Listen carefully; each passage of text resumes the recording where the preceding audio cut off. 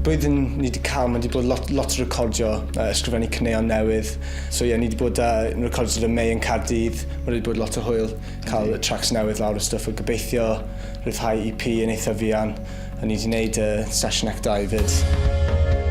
Hefyd wnaethon ni chwarae cwbl o gigs fyd dros y haf, wnaethon ni chwarae golwg, a cwbl o gigs gyda blaid a bethau fyd.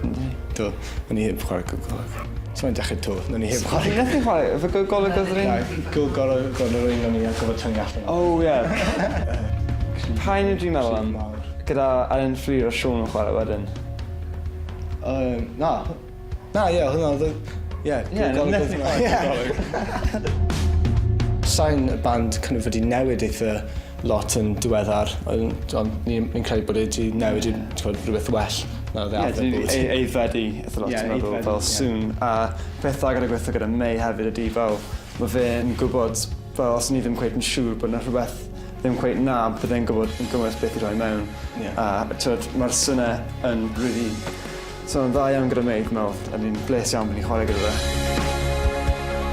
Pan ni'n gwneud brwydr y bandiau Act 2 oedd fel thingau trydar fel hashtag West is best, da fel ni, Castro a Ffug. So o'n i'n teimlo bod na bach o fel symudiad yn dechrau dod o fel cythoriaeth bach mwy punky a bach mwy fel y tu ôl. Gobeithio byddwn ni gyd yn helpu ein gilydd ymlaen. Erbyn falle haf, falle ddim blwyddyn yma, blwyddyn nesaf, byddwn ni gyd yn chwarae yn pethau fel Maes B.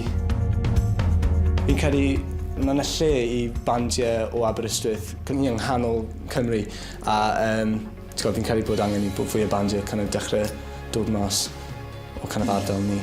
Mae'n efo cwpl o bandiau Saesneg, ond ar ran bandiau Cymraeg, mae'n ddim llawer iawn o gwbl.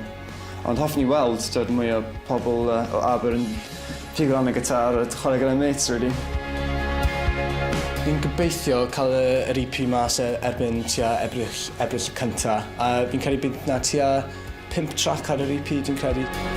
Fi'n gobeithio falle wneud taith gyda blaid dros y haf. Ie, bydd sy'n good, ie. Byddwn wneud hwy am mynd o gwmpas Cymru a chwarae gigiau, a wedyn gobeithio bydd fwy o gigs, fwy o cyfleoedd yn dod o hynny, a falle album neu beth blwyddyn nesaf, sy'n siŵr.